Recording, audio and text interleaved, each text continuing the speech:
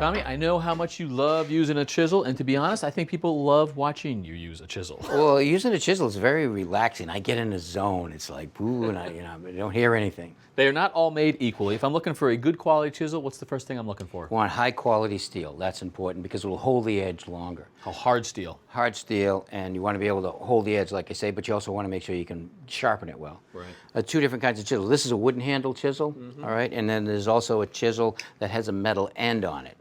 Metal means you can use a metal hammer on it. That you have to use a wooden mallet or your hand. Right, so there's a little bit more of a finer instrument.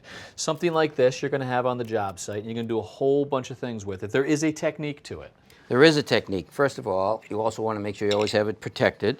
So you've got to think about the chisel and think about the bevel on the chisel. Right, so a flat side and a bevel side. Flat side, bevel side. So now if I want to take the chisel and I've done a little mortise here, but I want to dig this mortise out, but I don't want it to go, I don't want it to run from me. I want it to go where I want it to go. I'm going to take my hammer, I'm going to hold the chisel at a slight angle, just like that, just a little bit, get it started, then I'm going to straighten it out, give it a little tap. This is using the flat side, and you're making a straight cut, which means you're setting the depth. Right. So now I'm going to take that. I know how much I just hit that. I know how hard I hit it. I also watch the chisel move a little bit. So now I'm going to travel on down. Tap it again, all the way down. And I'm going to do a series all around the same depth.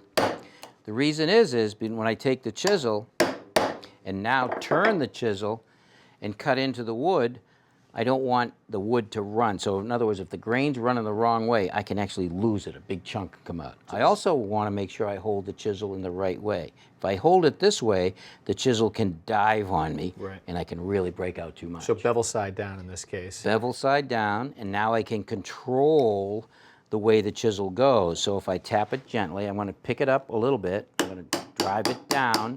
Now I can use the bevel as a fulcrum, push down, push my piece out, and make a level cut right across. And I know that takes a little bit of getting used to, but right there, the trick is that you're taking a little bit of material off at a time, never too much.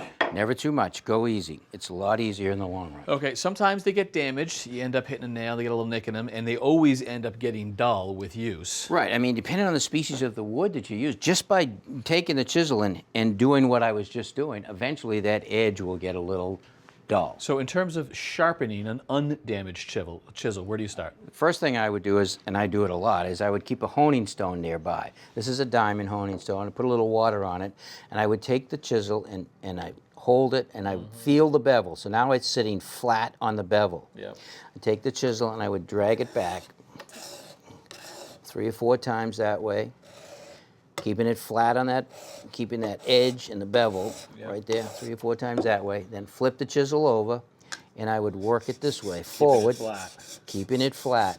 Now I've just created a nice edge. Diamond here, stone here with oil. If you've got a bigger sort of divot or ding in the chisel and you need a bigger repair, is that why you're reaching something for something like If this? you look at the chisel right here, you can see there's actually a divot in there. I might have hit a nail or something with it. So what have you got here? So this is actually a grinder that's going to remove a lot more material, and I want to make sure that it's set at the right bevel, which in this case would be about 25 degrees.